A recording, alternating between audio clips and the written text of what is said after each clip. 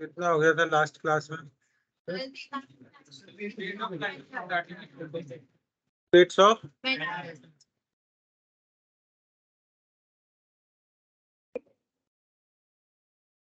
एक मिनट, बातें नहीं बच्चों, ये कुछ चीजें आपने पढ़ रखी होगी और वो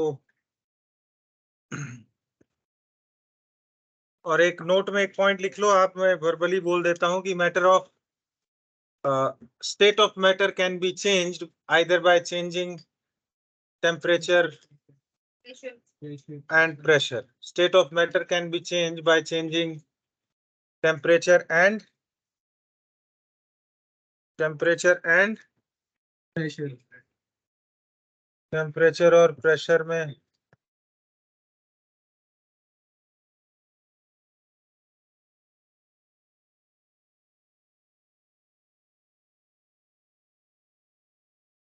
temperature and pressure. State of matter can be changed by changing temperature and, अगर आपके पास सॉलिड है,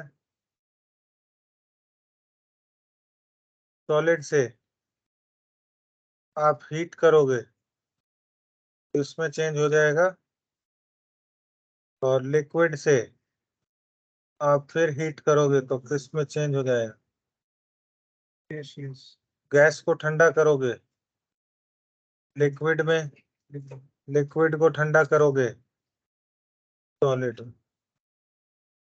और सॉलिड टू लिक्विड जो प्रोसेस है ये क्या कहलाता है? मेल्टिंग. ये वेपोराइजेशन.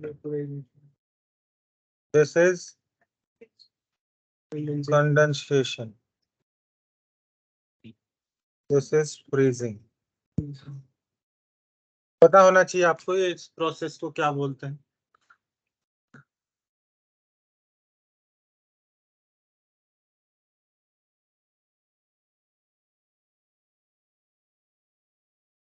थ्योरी है अभी तो, फिर चलेंगे मूल में, तो अभी आया नहीं है.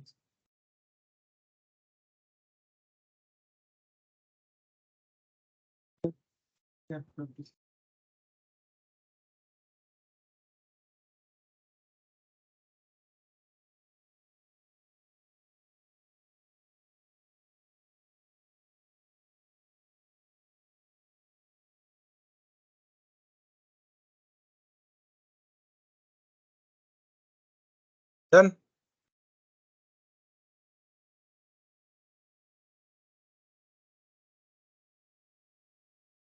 ये एक फ्लो चार्ट आप बना लीजिए, ये आपको ऑलरेडी पता भी है, ये शायद 9th क्लास में था, मेरे हिसाब से तो था. मैटर को दो पार्ट्स में डिवाइड करते हैं, एक तो मिक्सचर में और एक प्योर सब्सटेंस. मिक्सचर दो टाइप का हो सकता है, होमोजीनियस और हाइड्रोजीनियस, और प्योर सब्सटेंस में एलिमेंट और कंपाउंड. तो ये फिर डिटेल में मैं आपको बताऊंगा, पहले बस ये फ्लो चार्ट बना लीजिए सिंपल सा.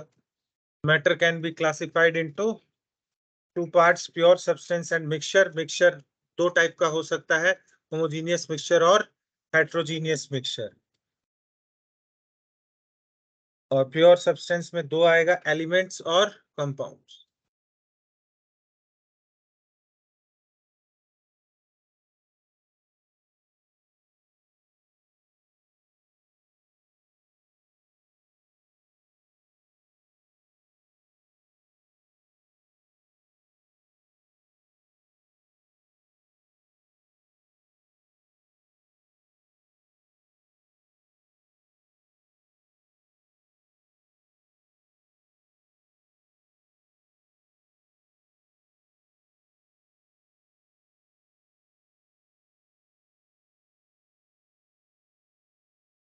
बन गया।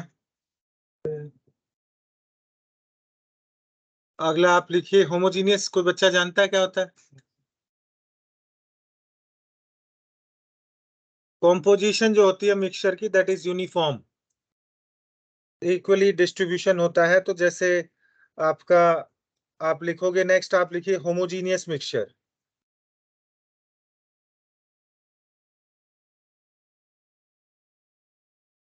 और इसका डेफिनेशन आप एनसीईआरटी का ही लिखेंगे। और ये रहा यहाँ पर particles of components, particles of components लिखा हुआ है यहाँ पर। होमोजीनियस मिक्सचर का यूनिफॉर्मली डिस्ट्रीब्यूटेड थ्रू आउट दी,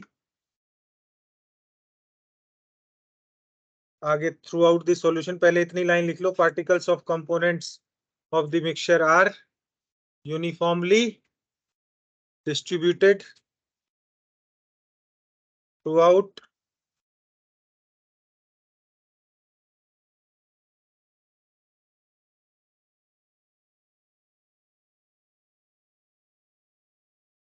ये लाइन लिखा हुआ है, the bulk of the mixture and its composition is uniform through out.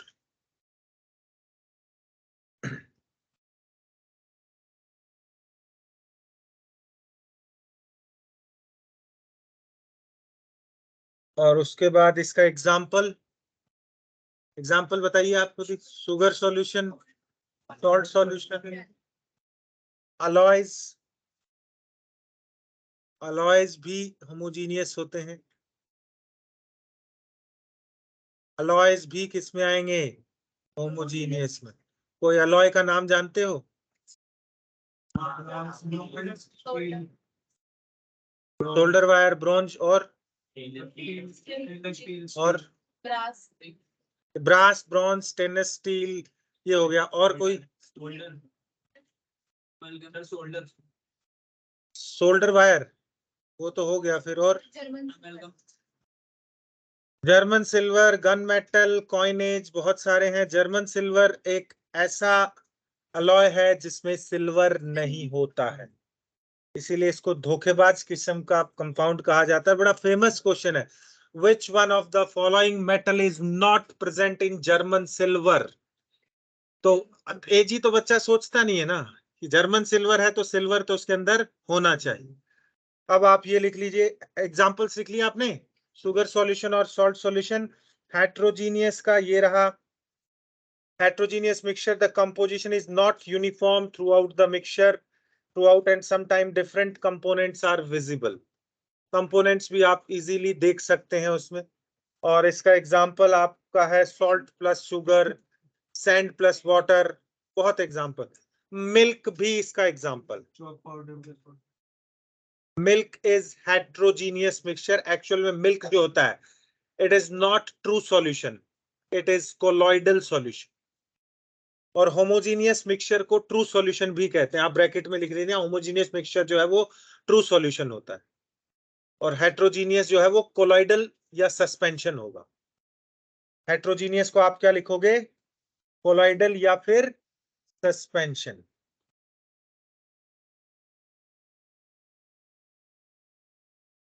आप मेंशन करोगे ये कोलॉइडल या सस्पेंशन। किसको लिखना है, कोलॉइडल या सस्पेंशन? हेट्रोजीनियस को कोलॉइडल या सस्पेंशन, और होमोजीनियस को, होमोजीनियस को आप लिखोगे ट्रू सॉल्यूशन।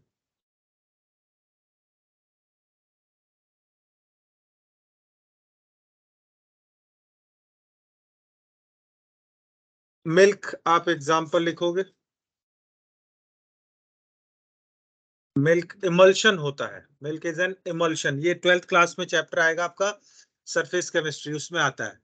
बोर्ड्स के लिए वो चैप्टर अब हट गया है, आपके कुछ चैप्टर्स कम हुए हैं स्कूल के लिए भी, लेकिन नीट में ऐसा कोई क्लॉज नहीं आया है। जैसे 12th की एनसीईआरटी आज ही मैं देख रहा था बच्चों के, पिछले साल 9 चैप्टर्स आते थे, अब उसमें 5 ही बचे हैं।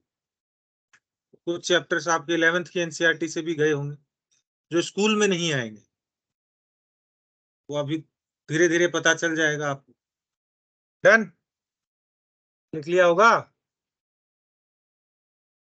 उसके बाद बात करते हैं एलिमेंट्स की।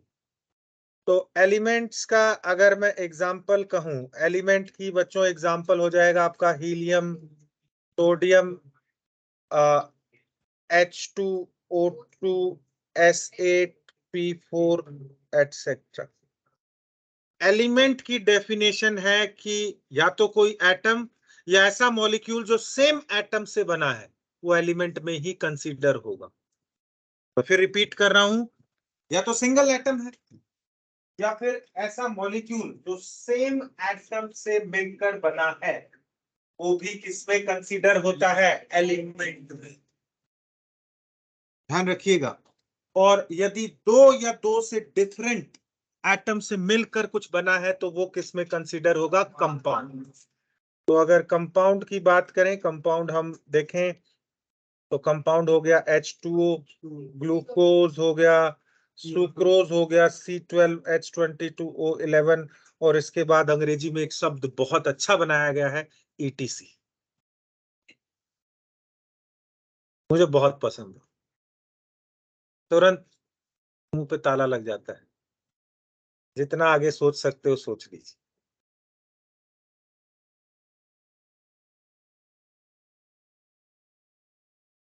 डन। पी किसके लिए है सिंबल? फॉस्फोरस। एस सल्फर के लिए, ये दिस इज S8।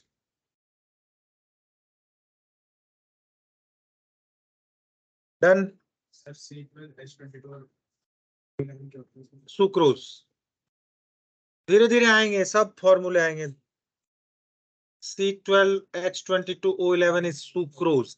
और अगर सुक्रोज का फॉर्मूला नहीं याद होता है तो एक तरीका बताता हूं। ग्लूकोज का तो जानते हो, उसको डबल करके 2 से इंटू करके -H2O कर देना, कभी नहीं भूलोगे। 2 से इंटू करके -H2O कर देना, तो उससे आपको मोलर मास भी जल्दी आ जाता है। ग्लूकोज का होता है 180, डबल करोगे तो 360, -18 342, सुक्रोज का मास आ गया। नहीं तो फिर कैलकुलेट करोगे तो थोड़ा टाइम लगेगा। तो कुछ चीजें हैं जो आपको, अब आप लिखिए फिजिकल प्रॉपर्टीज। फिजिकल प्रॉपर्टीज लिखिए, फटाफट लिखिए, थ्योरेटिकल चीजें हैं यहां पर, ये लिखिए। Physical properties can be measured or observed without changing the identity or the composition of the substance. Physical properties के एग्जाम्पल यहाँ पर बाद, पहले ये लिखिएगा, फिर देन आप उसके बाद ये लिखिएगा। एग्जाम्पल दे रखे हैं आपको, कलर, ऑर्डर, डेंसिटी जो है, ये इसके एग्जाम्पल्स हैं। Colour, order, melting point, boiling point, density, these are the examples of physical property.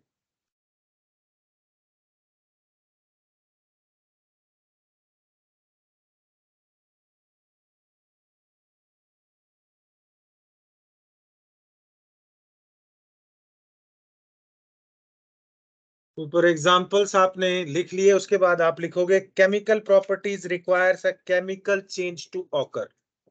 Chemical properties में केमिकल चेंज होना जरूरी है, और केमिकल प्रॉपर्टीज के एग्जांपल हैं कॉम्पोजिशन, कंबस्टिबिलिटी, और एक ये वर्ड है, ये रिएक्टिविटी है। ई थोड़ा सा यहाँ गड़बड़ा गया है, रिएक्टिविटी कोई वर्ड नहीं होता, दिस इज रिएक्टिविटी।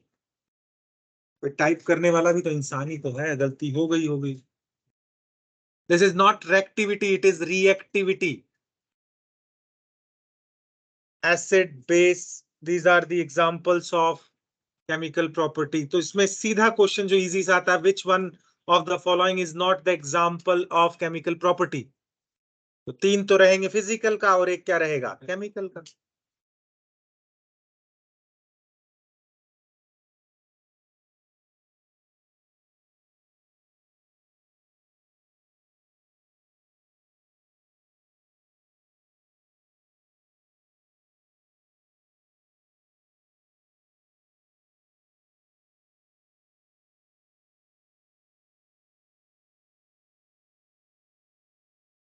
हाँ जी, डन।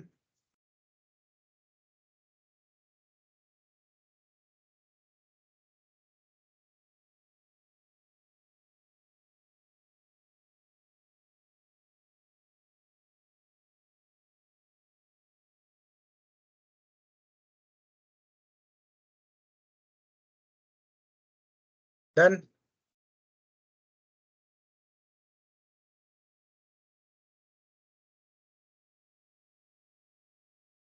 एसआई सिस्टम में फंडामेंटल जो आपकी टोटल क्वांटिटी है वो 7 होती हैं। ये टेबल आपने पढ़ी होगी, फिजिक्स में भी है। तो ये टेबल 1.1 आपको बनानी है, आप घर पे बनाएंगे होमवर्क में। लेंथ के लिए क्या होता है, और कौन सी बेस क्वांटिटीज कौन कौन सी होगी आपकी। लेंथ, लेंथ के लिए एल मीटर, केजी, मास जो है वो किसके लिए हो गया आपका, किस में आएगा, एम किलोग्राम केजी इसका symbol, time, electric current, thermodynamic temperature, amount of substance, luminous intensity. तो ये 7 ही बेस क्वांटिटी हैं। अब आप कहोगे कि सर फोर्स आ गया मेरे पास, जैसे फोर्स हो गया, वॉल्यूम हो गया, वॉल्यूम हो गया, एरिया हो गया, एटसेट्रा, ये क्या कहलाएंगी, दीज आर डिराइव्ड क्वांटिटीज। नीचे टेबल में आप लिख लेना। ये टेबल आपको बनानी है, मैं चेक करूंगा अगली क्लास में, आप जगह छोड़ दीजिए, मैं समय नहीं दूंगा क्योंकि आपका ऑलरेडी पढ़ा हुआ है। और नहीं बनानी है कोई दिक्कत नहीं, आप इसका, आपको अगर आपके पास प्रिंटर है तो सॉफ्ट कॉपी से आप प्रिंट करके वो चिपका लेना। इसमें कोई दो, चाहे टेबल 1.1 लिख लो, पेज नंबर लिख दो एनसीईआरटी का, पढ़ते समय वहां जाके पढ़ लो। मॉड्यूल में भी है तो आप मतलब जरूरी नहीं है कि आप इसको डिट्टो सेम लिखनी है, आप टेबल 1.1 लिख ली।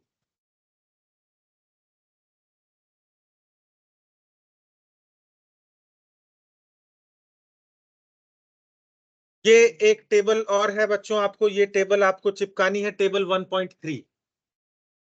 टेबल 1.3 इसमें क्वेश्चन पूछा जाता है और उस समय टोटल रेक्टाफिकेशन, जैसे कुछ बेसिक तो हमें पता है, 10 किलो 10 की पावर 3, मेगा 10 की पावर 6, फिर मेगा के बाद गीगा 10 की पावर 9, टेराबाइट्स जो आजकल टीबी 10 की पावर 12, मिली 10 की पावर -3, सेंटी 10 की पावर -1, माइक्रो 10 की पावर -6, नैनो 10 की पावर -9, पिको 10 की पावर -12, फर्मी 10 की पावर -15। तो ये बेसिक तो पता है, लेकिन उसने दे दिया योटो क्या होता है, योटो, योटो, योटा, तो योटा के क्या आया, 10 की पावर 24, जेटा 10। तो ये सिर्फ याद करना पड़ेगा। और आगे के चैप्टर्स के लिए दो जरूर याद रखिए, एक तो नैनो, एक पिको और एक माइक्रो। जो सेकंड चैप्टर है उसमें 3 यूनिट से ज्यादा टकराओगे आप, कौन सा, माइक्रो 10 की पावर -6, नैनो 10 की पावर -9, पिको 10 की पावर -12, इन 3 से टकराओगे। बाकी इस चैप्टर में सीधा क्वेश्चन आएगा कि पेटा जो है वो 10 की पावर 18 ऑप्शन दे देगा। तो इस टेबल को एक बार देख लेना, एज इट इज ये टेबल आप प्रिंट करके चिपका सकते हो या यहां से पढ़ लेना, इसमें समझाने लायक कुछ भी नहीं। टेबल का क्या नंबर है, टेबल 1.3, टेबल 1.3।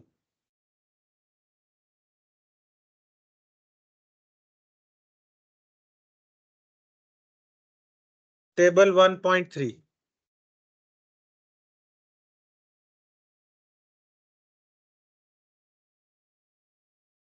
अब लिखिए डायमेंशनल एनालिसिस। हम सबसे पहले लेंथ की बात कर लेते हैं। लेंथ की एसआई यूनिट क्या होगी, मीटर। 1 मीटर में कितना सेंटीमीटर होता है, 1 सेंटीमीटर में कितना मिलीमीटर,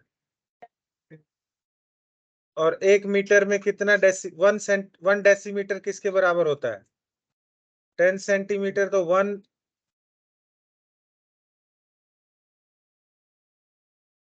लिखिए इसको,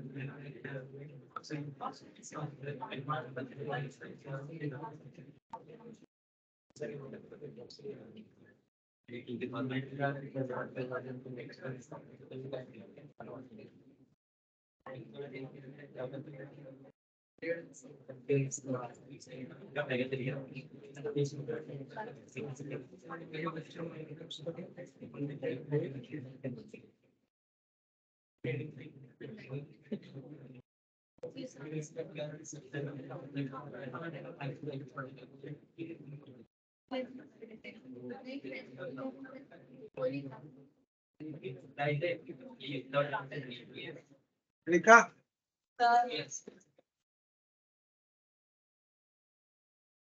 अब चलते हैं वॉल्यूम में, देखते हैं कितने लोगों को आता है। ये मैथ्स है। वॉल्यूम में, वॉल्यूम की एसआई यूनिट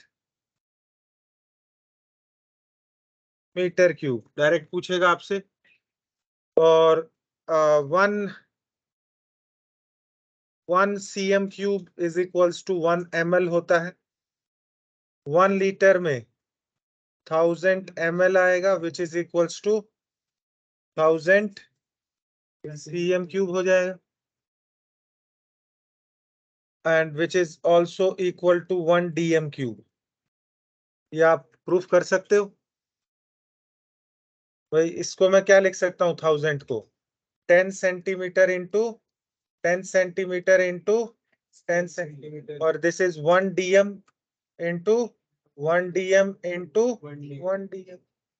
तो 1 लीटर जो है वो किसके इक्वल होता है, 1 dm क्यूब। एक्चुअल में मैं इसी पे ज्यादा जोर इसलिए दे रहा हूं कि आगे एक कंसंट्रेशन टर्म आएगी, मोलैरिटी। उसकी एसआई यूनिट्स होती है मोल पर लीटर। हर जगह हम बोलेंगे मोल पर लीटर, मोल पर लीटर, लेकिन कहीं एक जगह चुपके से वो लिख जाएगा मोल पर डीएम क्यूब। तो उस समय आधे बच्चे सरेंडर कर देते हैं, सर ये क्या हुआ। ये कुछ नहीं हुआ है। 1 लीटर किसके इक्वल होता है, 1 डीएम क्यूब।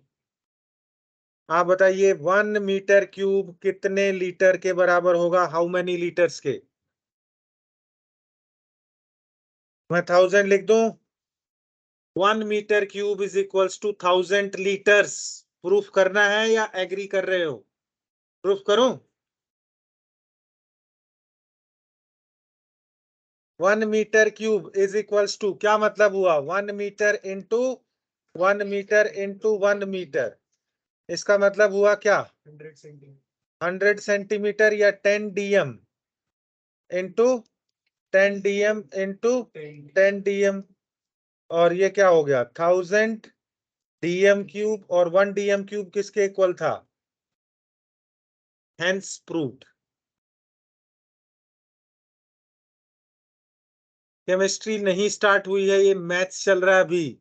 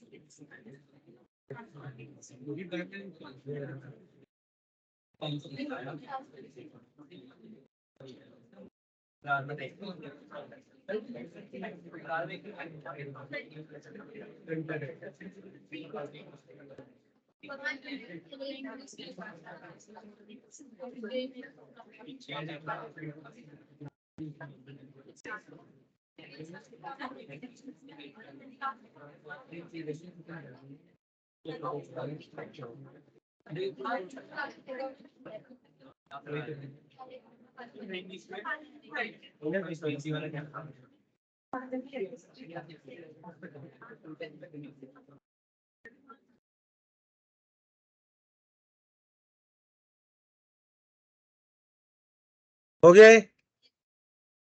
अब चलते हैं हम प्रेशर के पास।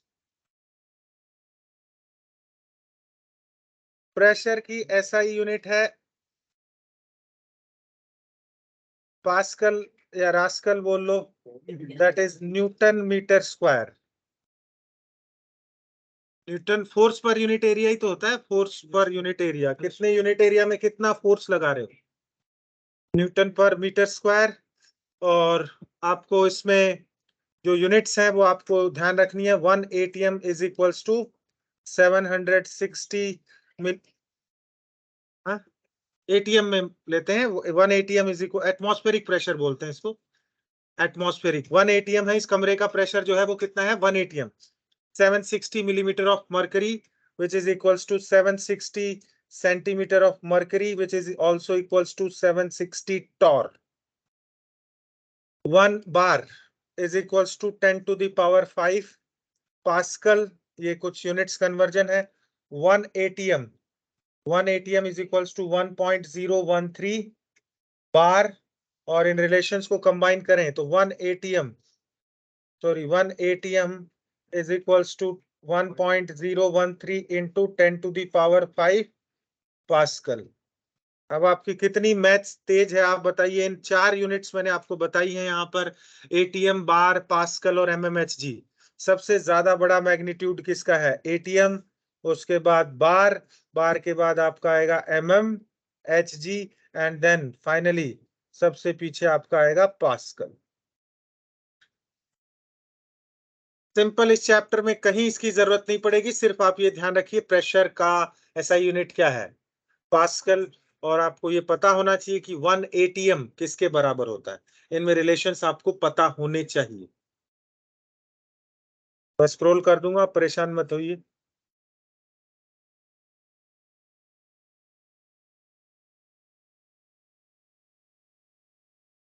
नेक्स्ट आपका आता है टेम्परेचर की एसआई यूनिट होती है केल्विन, और आपका kelvin scale is equals to degree Celsius plus 273.15, और एक फ़ारेनहाइट और होता है, तो degree Fahrenheit is equals to 9/5 degree Celsius plus, relations तो जानते होंगे।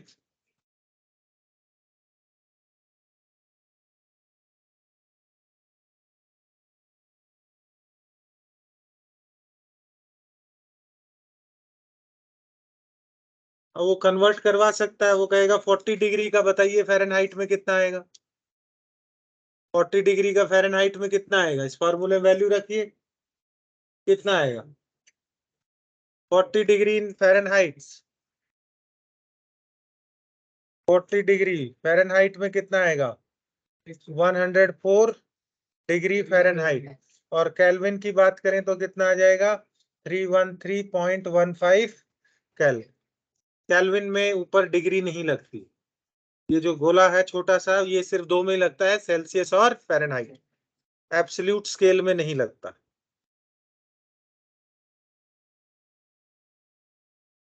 RT रूम टेम्परेचर कितना मानना है आपको, मैंने बताया था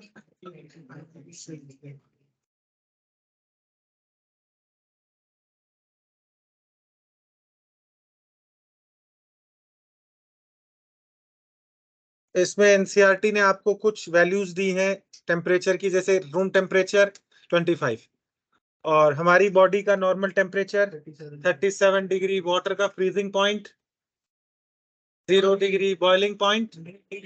तो ये इसने एक टेबल में, टेबुलर फॉर्म में यहाँ पर एक डेटा में इसको दिखाया है। तो ये वैल्यूज पूछ सकता है आपसे। देखिए ये यही डेटा दिया है, freezing point of water 0 degree Fahrenheit में भी है और केल्विन में भी है, तो चेंज कर सकते हो, आपको पता भी है। फ्रीजिंग पॉइंट वाटर का कितना है 0 डिग्री, बीपी कितना है 100 डिग्री, हमारी बॉडी का normal temperature 37 degree, room temperature 25 degree. अगर डिग्री में पता है तो उसको डिग्री सेल्सियस में पता है तो आप उसको चेंज कर सकते हैं, किसमें, फ़ारेनहाइट या फिर केल्विन।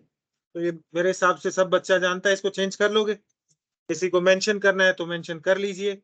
वाटर का एफपी मैं लिख देता हूं, आरटी रूम टेम्परेचर कितना, या freezing point of water, freezing point of water 0 degree और boiling point of water 100 degree Celsius 100 degree Celsius. और क्या बच गया, room temperature 25 degree Celsius 25 degree Celsius. Human body का normal temperature 37 degree Celsius human body का temperature है 37 degree Celsius. इसको kelvin या फ़ारेनहाइट में आपको चेंज करना आना चाहिए। डिग्री फ़ारेनहाइट का तो होता है ना 5/9 इंटू अभी तो लिखा 9/5 degree Celsius plus 32। Degree Fahrenheit में डिग्री सेल्सियस तो है ना, तो वो तो चेंज कर लो, मैथ्स ही है, मैं तो ऐसे याद रखता हूँ। अब इसको सेल्सियस में चेंज कर लो, ये इधर एलसीएम लेके इनटू कर कर आगे, वो तो मैथ्स है। वो तो equation y is equals to mx plus c को x की फॉर्म में चेंज करो। डन। इसके बाद हम बात करेंगे साइंटिफिक नोटेशन।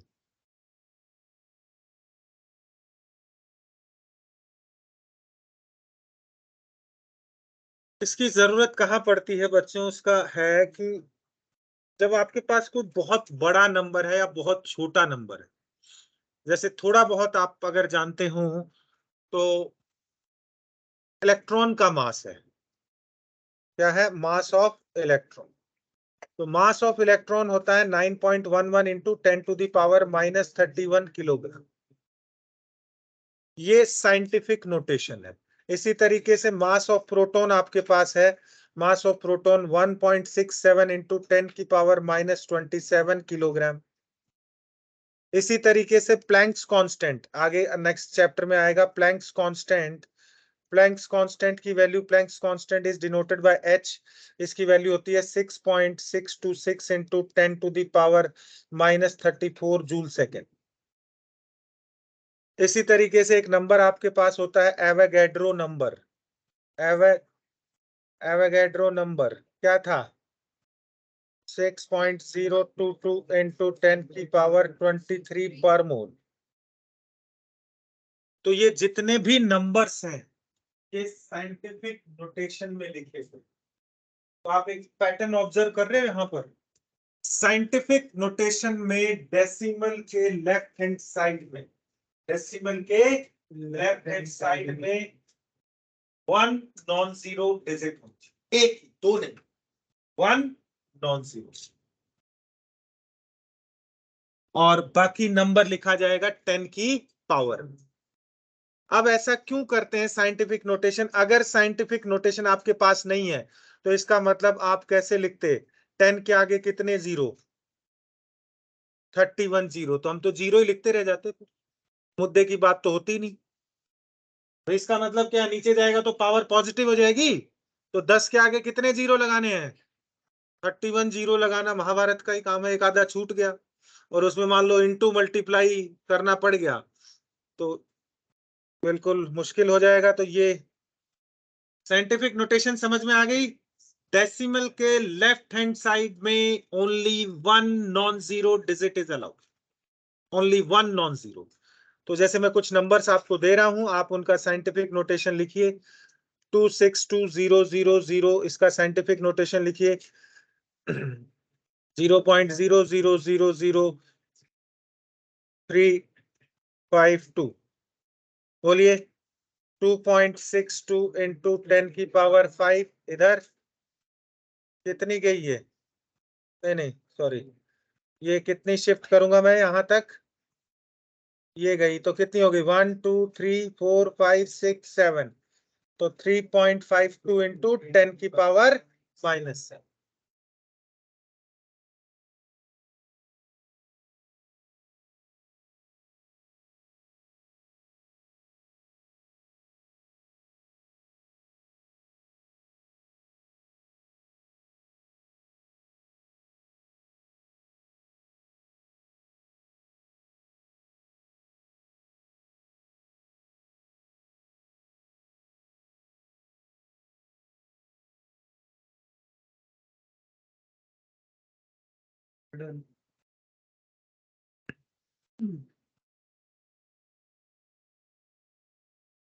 डन।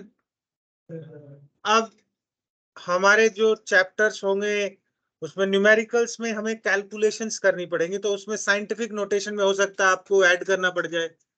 इट में भी पॉसिबल आपको उनको इंटू करना पड़ जाए, उनको आपको मल्टीप्लाई करना, इंटू मल्टीप्लाई तो की बात होगी, डिवाइड करना पड़ जाए। तो हम साइंटिफिक नोटेशन में पहले हम बात करेंगे addition and subtraction. Addition and subtraction के नियम सेम लगते हैं, एडिशन एंड सब्ट्रैक्शन। तो एक क्वेश्चन मैं आपको देता हूं, आप खुद करिए उसको। 3.2 इंटू 10⁻³ प्लस 4.6 इंटू 10⁻²। आप इसको ऐड करिए, मैथ्स का क्वेश्चन है, करिए जरा।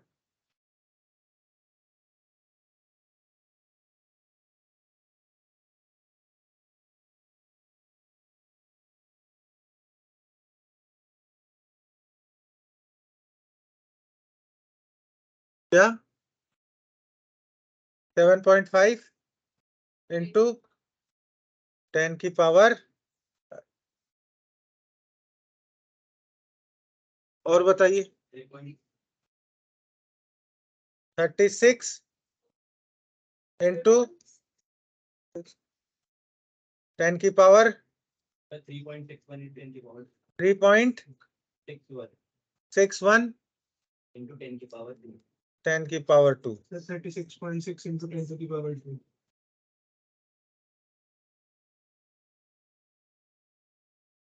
अब मैथ्स है तो आंसर तो एक ही आएगा, कोई तो गलत है। 3.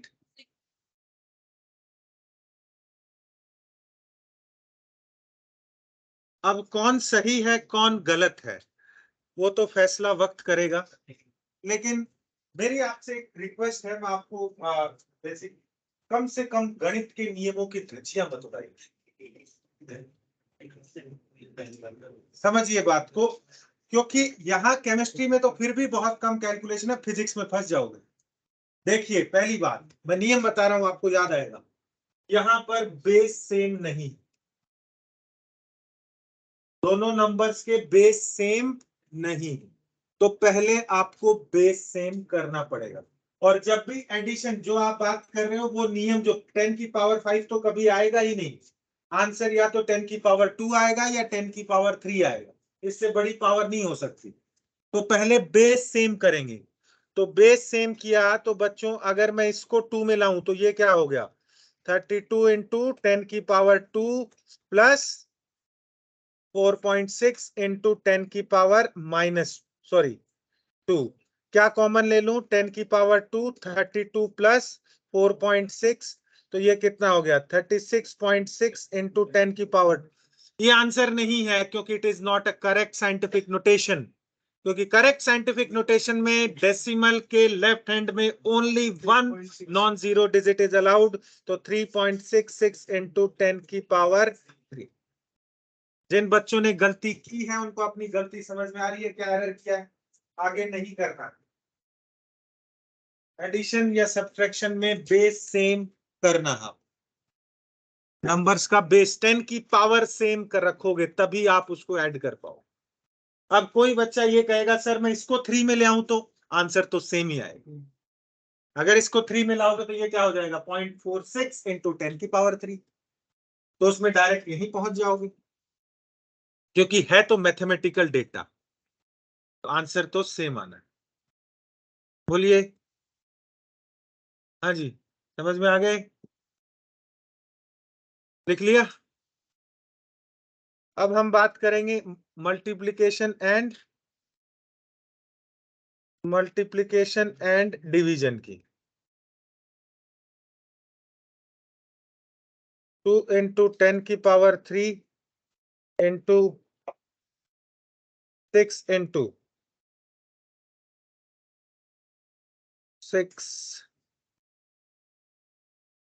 ये इधर 4 ले लो और इधर मैं ले लेता हूं 9 इंटू 10 की पावर -8 डिवाइडेड बाय 2 इंटू 10 की पावर -6। आप सॉल्व करोगे इसको? ट्राई करोगे? Yes sir.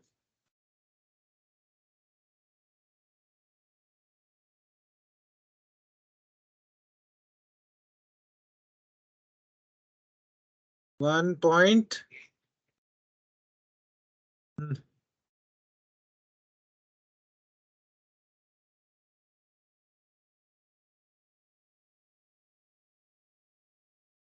1.8 इंटू 10 की power 2 is the correct answer.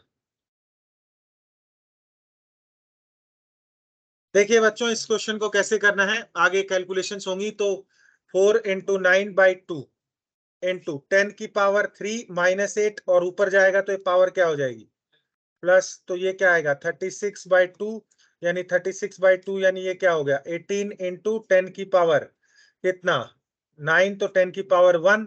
क्या ये साइंटिफिक नोटेशन है? नहीं, तो दिस इज 1.8 इंटू 10 की पावर।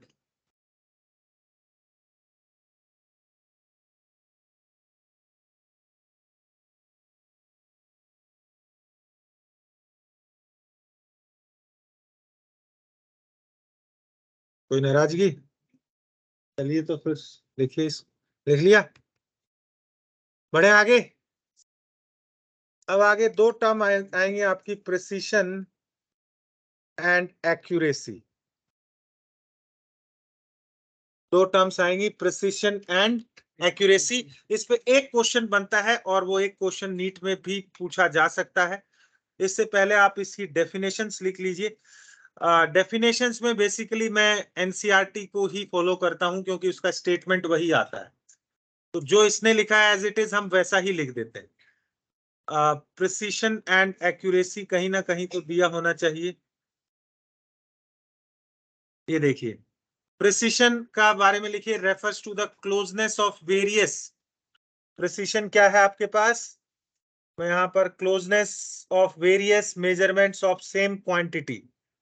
और एक्यूरेसी क्या है, accuracy is the agreement of particular value to the true value of the result. अब इसका मतलब क्या है ये मैं अभी समझाऊंगा, एक एग्जांपल से इसको समझेंगे। पहले कि क्लोजनेस, प्रिसीशन का मतलब है, जैसे आप लैब गए हो कभी, लैबोरेटरी में कभी कोई एक्सपेरिमेंट किया है, टाइट्रेशन करवाते हैं, टाइट्रेशन में रीडिंग लेने को कहते हैं, तो जनरली कहा जाता है 3 रीडिंग लीजिए। Yes sir. 3 बार रीडिंग लीजिए। तो जो रीडिंग आपने ली वो अगर पास पास है तो आपका रिजल्ट प्रिसाइज है। रिजल्ट क्या है? प्रिसाइज। और वो एक्चुअल के भी पास है तो आपका result precise plus accurate reading. अब ना तो वो एक्चुअल के पास है ना ही आपकी रीडिंग पास पास आई है, तो आपका रिजल्ट हो जाएगा नीदर प्रिसाइज नॉर एक्यूरेट। तो वो आपको भी पता चल जाएगा। यहाँ एक टेबल देखिए, ये टेबल दिख रही है, ये आपको बनानी है। और एक मिनट रुकिए बच्चों, मैं एक लिख रहा हूं कि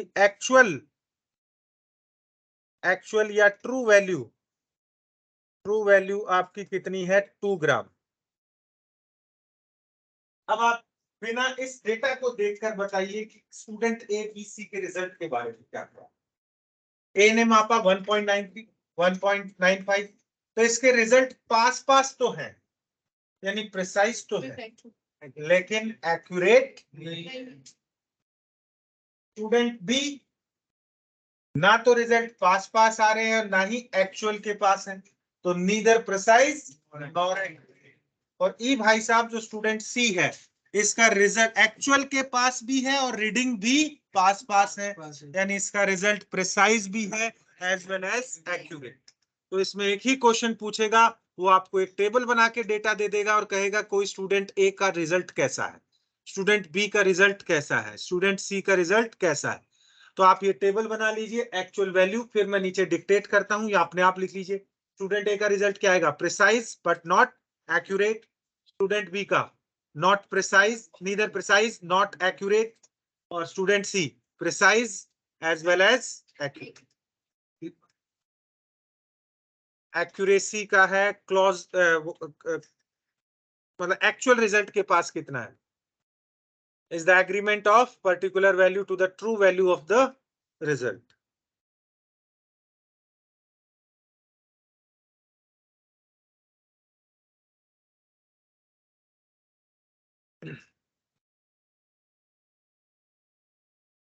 MS Teams की एक्सेस मिल गई आपको?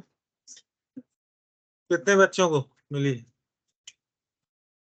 चलिए एक बार सभी को, अभी तो आ ही रहे हो क्लास में, अगर ऑफलाइन नहीं आ रहे हो तो क्या जरूरत है अभी, भाई क्लास में तो आ ही रहे हो, नोट्स आप यहाँ से देख के लिख रहे हो। पहले की क्लास कौन सी छूट गई? अच्छा कोई नहीं, ये लिखो अब, ये ऊपर हेडिंग फैडिंग डालने की जरूरत नहीं है, डेटा इलस्ट्रेशन प्रिसीशन। आप टेबल बनाइए और एक्चुअल या ट्रू वैल्यू कितनी है 2 ग्राम, और फिर आंसर जो रिजल्ट्स जो है उसका प्रिडिक्शन जो है वो क्या रहेगा, स्टूडेंट ए का रिजल्ट, स्टूडेंट ए का result precise not accurate, B का not accurate not precise, C का प्रिसाइज प्लस एक्यूरेट। अंग्रेजी लगाने की जरूरत नहीं है, नीदर फीदर सीधा समझ में आना चाहिए। हाँ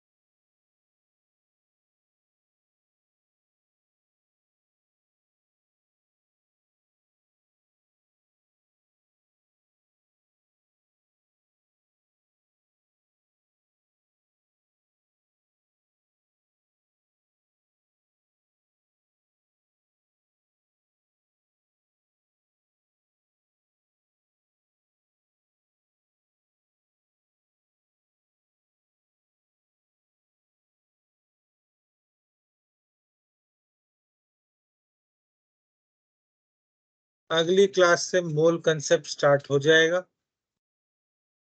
उसमें आप, मेरी आपके हाथ जोड़कर विनती है, आप कोई भी क्लास ना छोड़े, नहीं तो फिर दूसरे 2 साल में यही चिल्लाते रहोगे मोल कंसेप्ट मोल कंसेप्ट।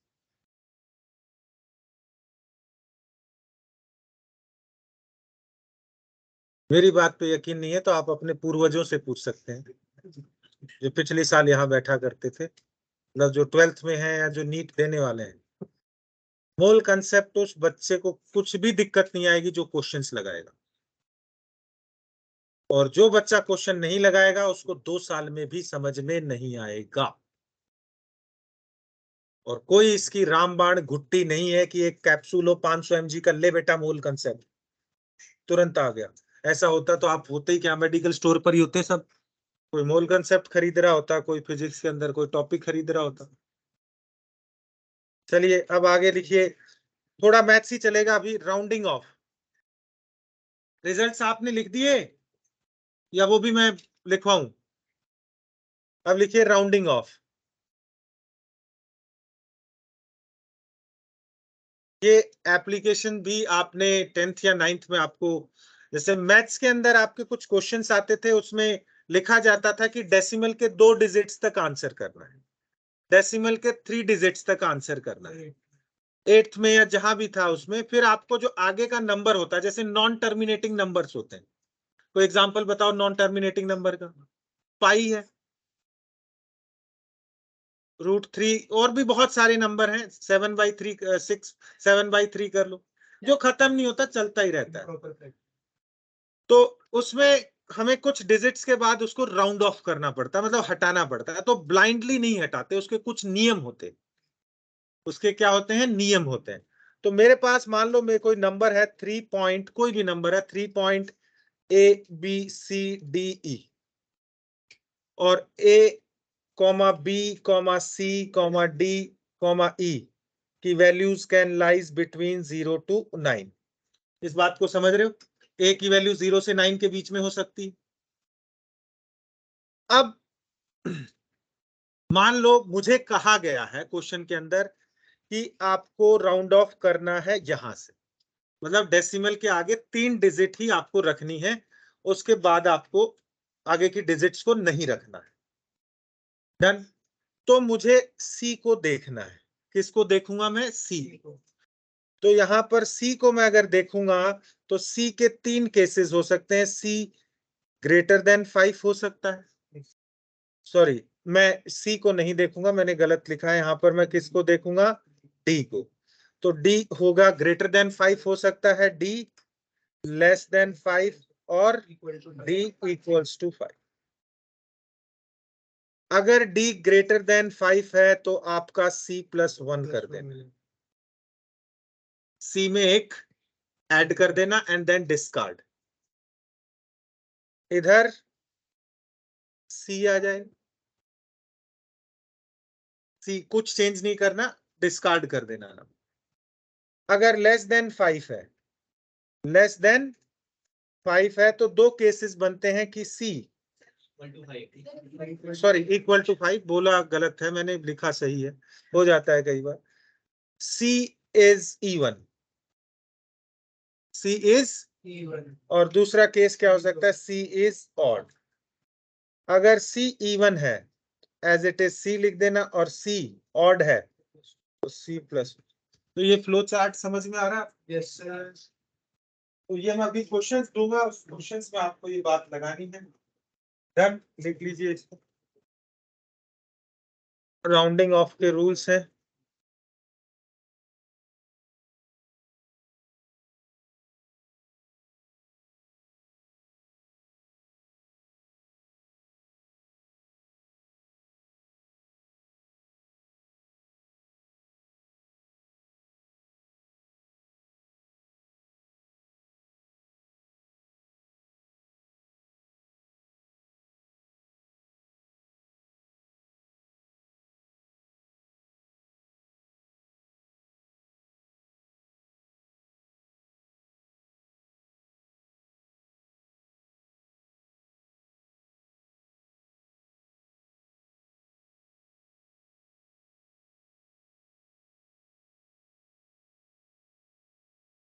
नीचे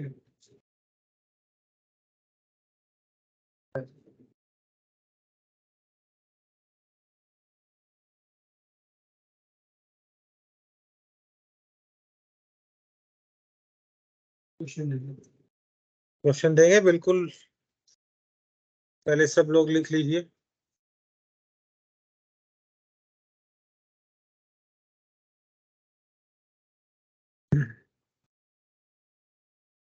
हाँ जी, डन। चलिए अब आपको करना है राउंड ऑफ अप टू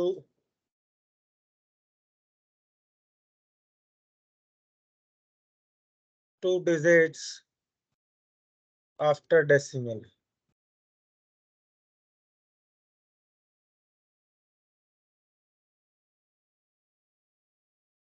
पहला क्वेश्चन,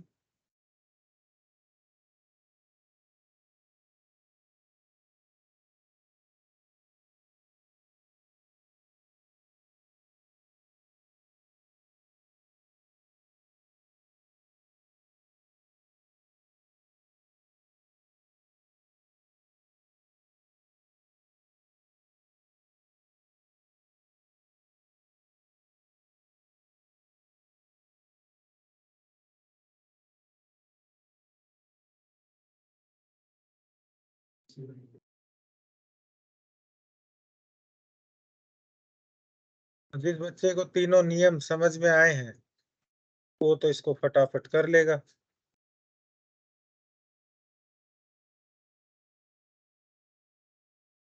कहाँ तक उड़ाना है, कहाँ से उड़ाना है? पहले का 2.62 3.72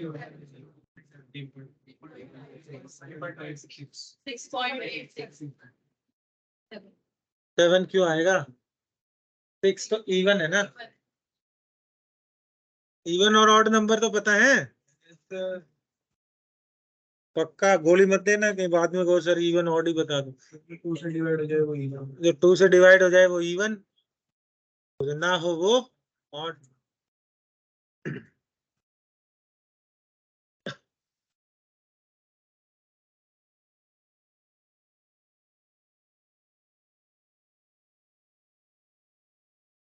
आगे लिखिए, significant digits.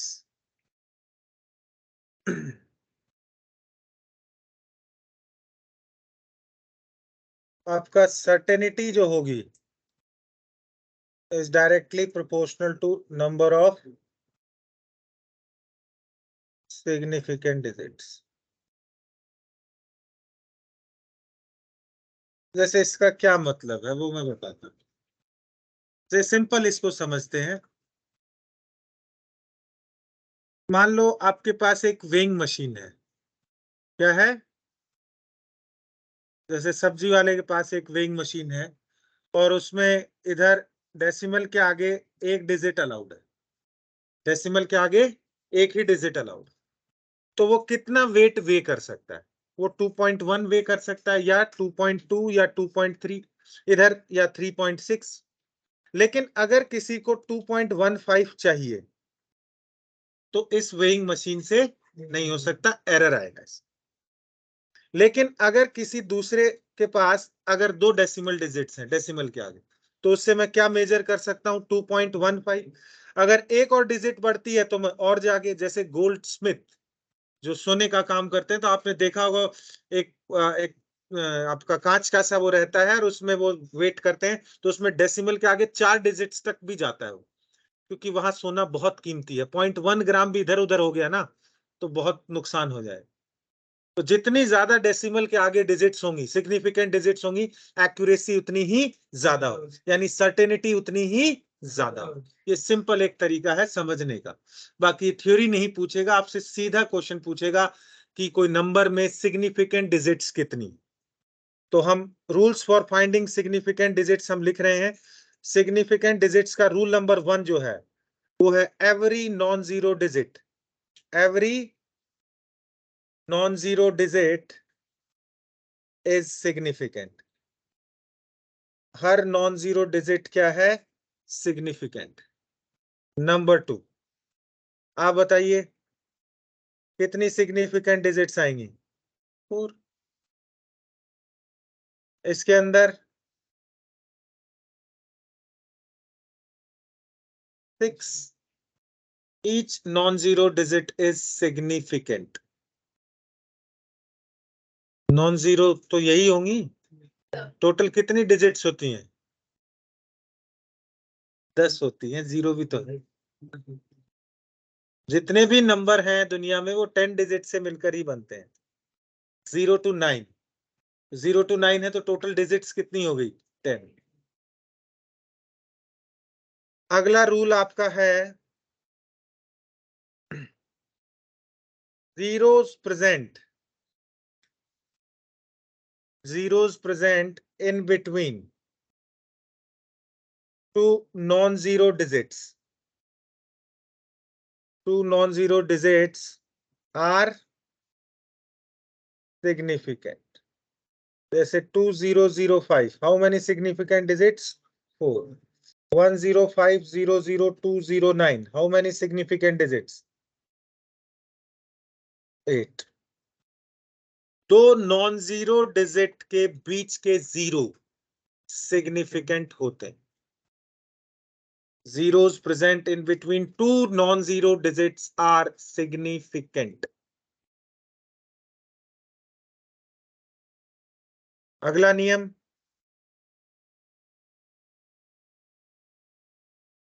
Decimal is not present. Number के अंदर डेसिमल प्रेजेंट नहीं है, तो zero present on LHS and RHS of number are not significant. जैसे 5000 number of significant digits 006. How many significant digits? 500500. How many significant digits? 005900200. How many significant digits? 5. नियम समझ गए? Yes, sir. अगर कोई शक है तो बताइए, अभी दोबारा बता देंगे. कौन से में डाउट है बताइए. ये तो सिग्निफिकेंट है दो नॉन जीरो के बीच में, ये कैसे होंगी? लेफ्ट हैंड साइड और राइट हैंड साइड में जो जीरो नॉन जीरो डिजिट के लिखेंगे वो सिग्निफिकेंट नहीं होंगे.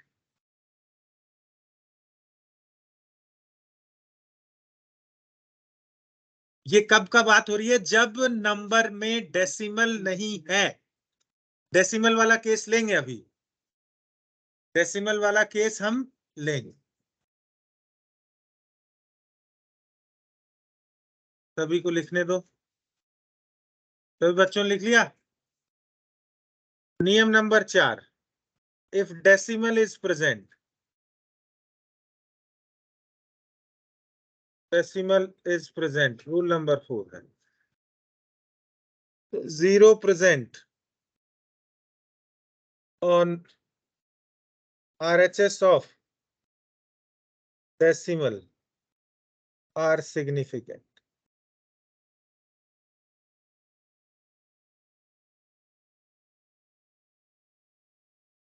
जैसे 6.200. How many significant digits? 5. 00250. How many significant digits? 4. 20.000. How many significant digits? ये तो रूल नंबर 2 के अकॉर्डिंग हो गया ना significant. Zero between two significant digits are significant.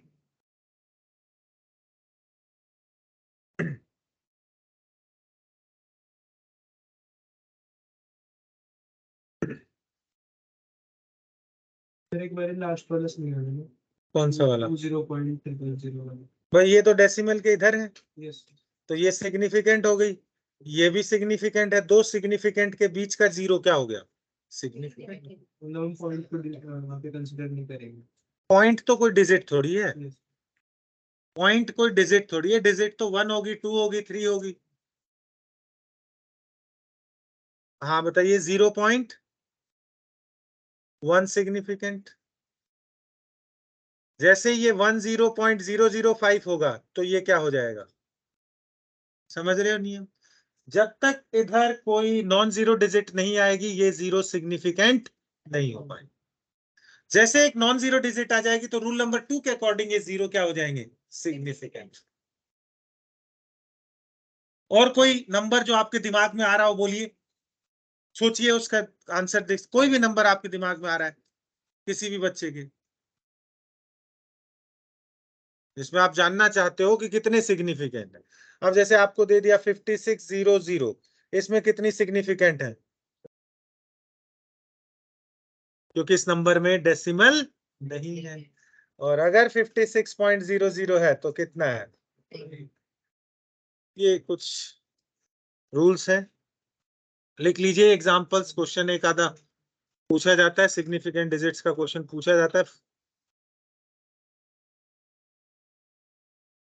क्यों नहीं? प्रोवाइडेड दैट कि इधर एक नॉन जीरो होनी चाहिए, प्रोवाइडेड दैट कि उस नंबर में एक नॉन जीरो डिजिट होनी चाहिए डेसिमल के इधर। इधर नॉन जीरो नहीं है ना, तो उसमें थोड़ा अल्टरेशन कर सकते हैं कि डेसिमल के आरएचएस में एक नॉन जीरो डिजिट होनी चाहिए। आप ये कंडीशन है, इसमें क्या लिख सकते हैं? LHS में नॉन जीरो। हाँ, तो इसमें आप कह सकते हो कि 1 नॉन जीरो।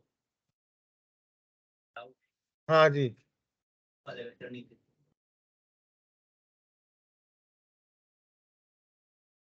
बोलिए।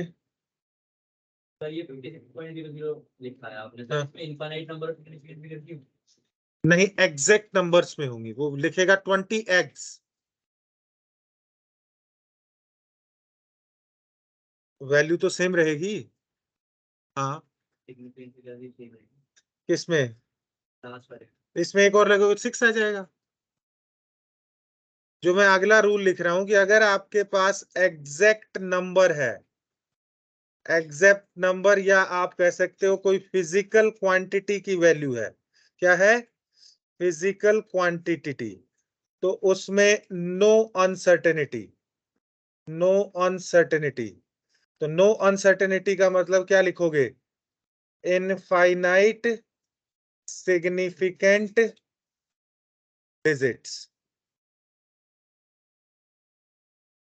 जैसे मैं कहूं इस क्लास में 40 स्टूडेंट्स आए हैं, तो 40 का मतलब 40 ही है। ऐसा थोड़ी है कि 40.02 स्टूडेंट आए या 40.5 आए हैं, आधा इधर है आधा घर पे। मैं दुकान से 5 अंडे लेकर आया, तो ऐसा थोड़ी 4.5 अंडा काट के लेके आया। 10 टेबल है, तो जैसे एग्जांपल आपको दे दे 20 एग्स, कितनी? Infinite significant. तो अगर कोई फिजिकल क्वांटिटी का नंबर दे दे उस समय, उसमें आप क्या कर देना? इनफाइनाइट, क्योंकि इसके मेजरमेंट में कोई अनसर्टेनिटी नहीं है। तो कोई अनसर्टेनिटी नहीं है, तो भाई आपने कहा सर्टेनिटी डायरेक्टली प्रोपोर्शनल टू क्या है? Infinite, sorry significant digit. बाकी इसमें ज्यादा मत उलझिए, इसमें सिंपल से 5 रूल है, सीधे सीधे मैंने बताए। Non zero digit significant, zero between two non zero significant, number में डेसिमल नहीं है तो लेफ्ट और राइट दोनों ही सिग्निफिकेंट नहीं है, जीरो। अगर डेसिमल है और प्रोवाइडेड दैट डेसिमल के आरएचएस में एक नॉन जीरो डिजिट है, तो डेसिमल के राइट हैंड साइड के जो जीरोस हैं वो क्या होंगे? सिग्निफिकेंट। सिंपल। और अगर एग्जैक्ट नंबर आपको दे दे कोई, तो उसके अंदर क्या करना? नंबर ऑफ सिग्निफिकेंट डिजिट्स क्या कर देना? इनफाइनाइट। अब हम बात करते हैं एडिशन एंड सब्ट्रैक्शन की। क्वेश्चन से ही लेते हैं इसमें। 4.625, 6.25, 8.653, वो आपको फाइनल आंसर पूछेगा। क्या पूछेगा आपसे? Final answer. तो पहले तो भाई जो गणित के नियम है, जोड़ना घटाना तो आता होगा, ऐड और सब्ट्रैक्ट करना, तो इसको जोड़ लीजिएगा बिना कोई कानून लगाए। तो 3 और 5 कितना हो गया? 8, 5 5 10, 2 कितना? 12, 1 तो 6 कितना?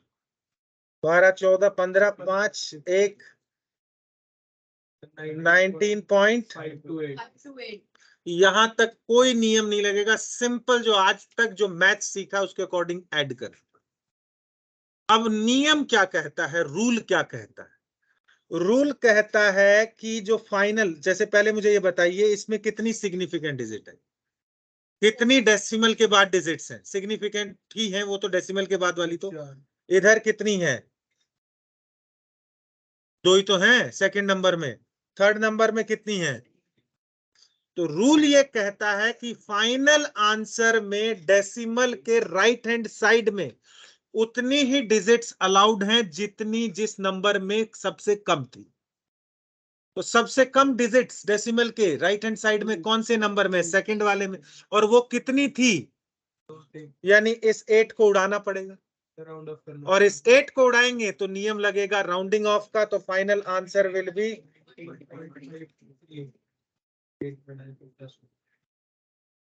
क्या रूल समझ में आ गए? यस सिंपली ऐड कर दो, ऐड करने के बाद जितनी minimum number of digits after decimal थी फाइनल आंसर में उतनी अलाउड। अब एक क्वेश्चन और कर लो, देख लेते हैं। सब्ट्रैक्शन का भी सब्ट्रैक्शन में भी एक ही बात है, उसमें क्या दिक्कत है? माइनस करोगे बस, वहां पे रूल तो सेम ही है।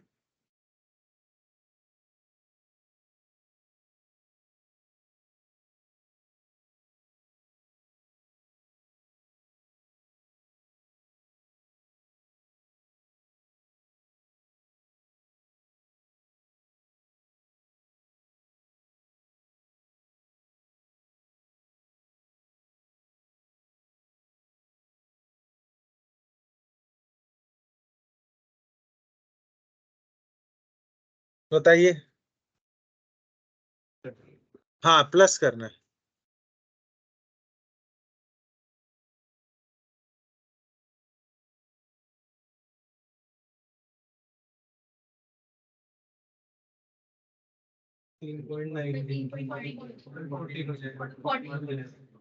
गलत बात।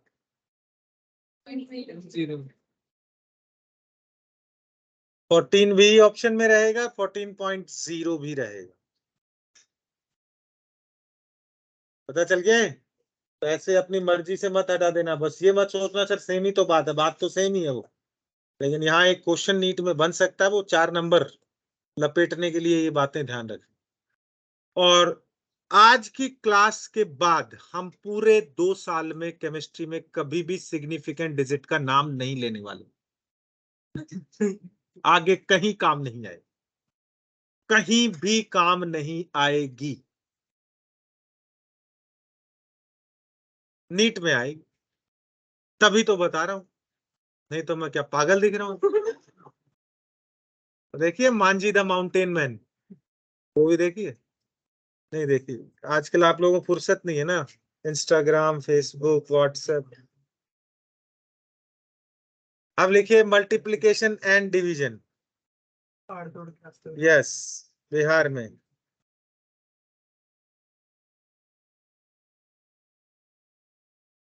सीधा क्वेश्चन से लिखवा रहा हूं, नियम थ्योरी पे नहीं जा रहा मैं। नियम पिछला समझ में आ गया?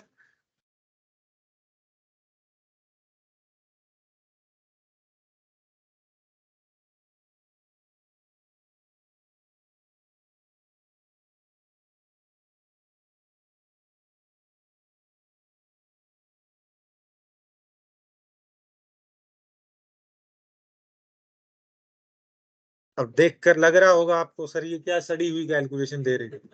वो आपसे कैलकुलेशन नहीं करवाएगा, वो आपसे पूछेगा या ऑप्शंस में कि फाइनल आंसर में कितनी सिग्निफिकेंट डिजिट्स होंगी। नियम सुन लीजिए पहले। फाइनल आंसर में उतनी ही सिग्निफिकेंट डिजिट हो सकती हैं जितनी जो नंबर्स आपको गिवन है जिसमें मिनिमम थी। इसमें कितनी है? 4 सिग्निफिकेंट। इसमें इसमें अगर नियम भूल गए तो गड़बड़ा जाएगा मामला। अगर डेसिमल नहीं है तो 0 सिग्निफिकेंट, और इधर 4 तो है ही। तो फाइनल आंसर में कितनी सिग्निफिकेंट डिजिट? फाइनल आंसर में क्या आएगा? 2 सिग्निफिकेंट डिजिट्स।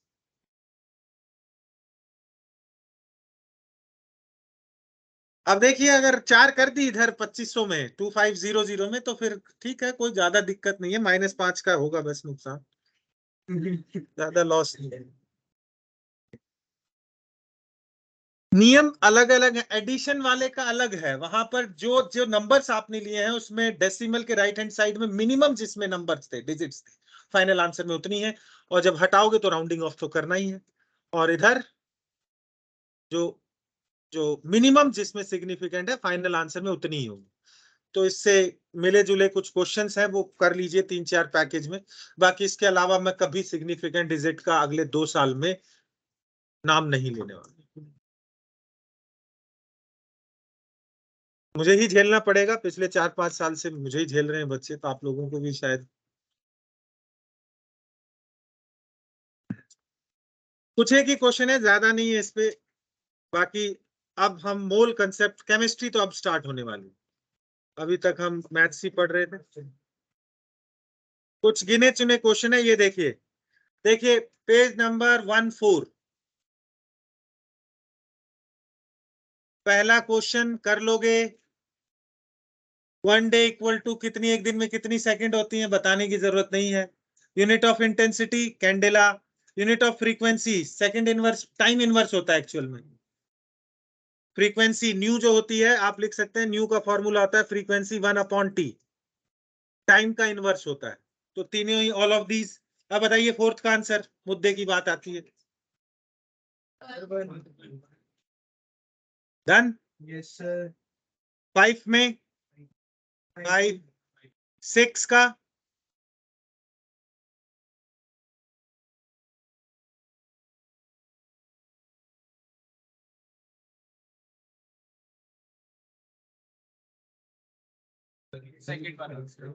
6th क्वेश्चन आपको दिया है 0.001 और 0.02। सेकंड ऑप्शन आएगा 7th क्वेश्चन। सेकंड ऑप्शन या फर्स्ट आना चाहिए? फर्स्ट आना चाहिए भाई। 5 में कितनी सिग्निफिकेंट डिजिट है और 0.2 में कितनी है, तो फाइनल आंसर में कितनी सिग्निफिकेंट होंगी? 1। तो answer is first. 8th question.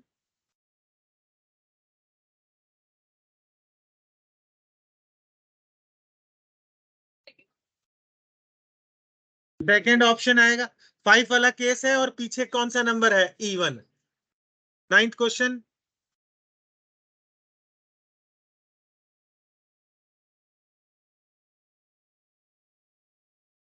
(0.2). Third. 10th question.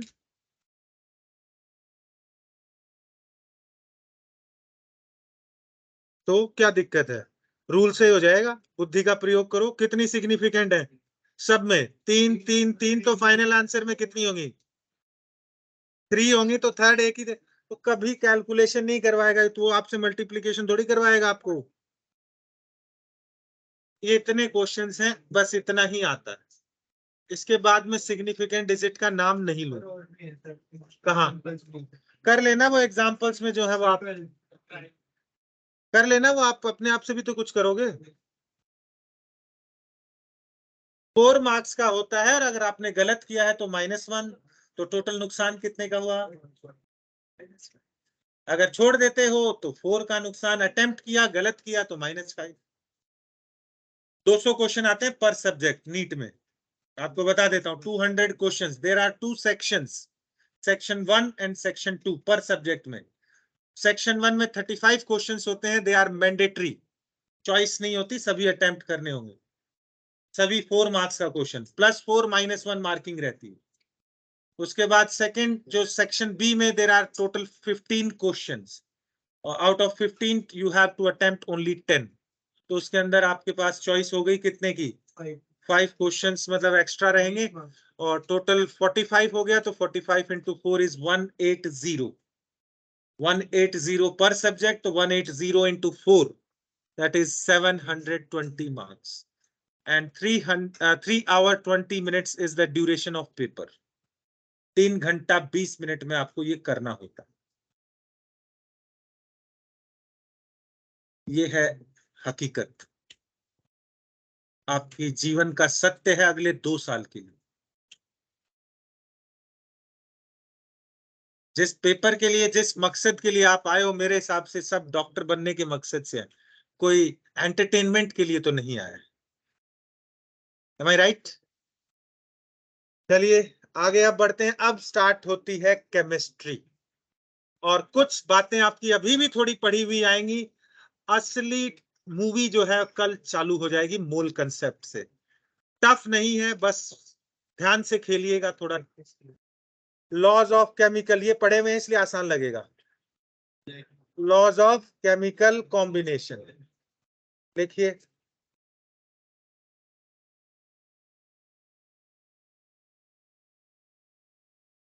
पहला है लॉ ऑफ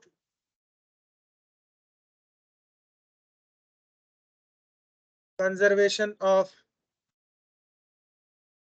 अब देखिए बच्चों, नीट में क्या पूछेगा क्या नहीं पूछेगा ये प्लीज आप डिसाइड मत कीजिए।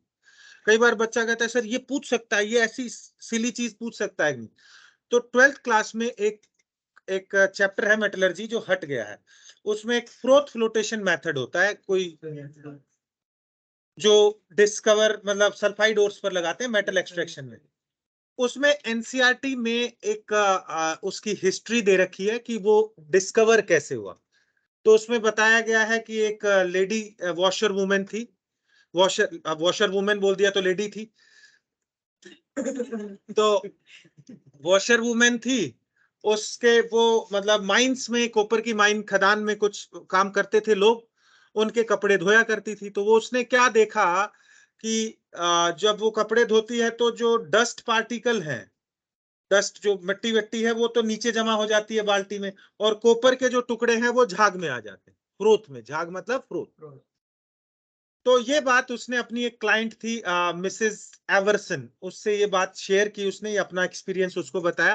फिर वो एवर्सन जो थी, मिसेस एवर्सन मतलब शादीशुदा थी और लड़की थी, तो उसको बताया उसने। फिर उसने जाकर इस पर काफी सारा काम किया और फिर फ्रोथ फ्लोटेशन मेथड डेवलप हुआ, और इसके बाद कॉपर काफी सस्ता भी हो गया और निकालना भी इजी हो गया। अब जेई में ये क्वेश्चन आया 2020 में या 21 में। जेई में, जेई भी एनटीए करवाता है, आपको पता होगा, और नीट भी एनटीए। तो उसमें कहा था कि फ्रोथ फ्लोटेशन मेथड की जो डिस्कवरी हुई उसमें कौन था या थी। ऑप्शंस थे washerman, washerwomen, fisherman, fisherwomen. अब इतना तक पूछ सकता है, और इंजीनियरिंग वाले बच्चों को थोड़ा सा अलग ही स्वैग में रहते हैं, सबका गलत था, पता ही नहीं था।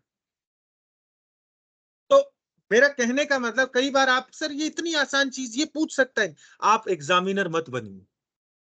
आप एग्जामिनर मत बनिए, आप स्टूडेंट बन के रहिए। क्या आएगा ये तो वो सोचेगा, जो एनसीईआरटी में लिखा है उसमें से कुछ भी पूछा जा सकता। तो यही जैसे law of conservation of mass में किसने दिया था, नाम देखिए अपने पैकेज एनसीईआरटी। लवॉइजर, एंटोनी। अब अंग्रेज का नाम है, स्पेलिंग देख लेना। ईयर कौन सा था? अच्छा एल भी था क्या? नाम जो है उसका देख लेना, कौन सा ईयर था? 1780। और इसने क्या कहा था? और law of conservation of mass के लिए your equation must be balance. आपकी जो समीकरण है वो संतुलित होनी चाहिए। Equation must be balanced. अगर बैलेंस इक्वेशन नहीं है तो वो law of conservation of mass को फॉलो नहीं करेगी। और ये क्या कहता है? ड्यूरिंग एनी, क्या कहता है ये लॉ? ड्यूरिंग एनी फिजिकल और chemical change, total mass of reactants is equals to mass of products.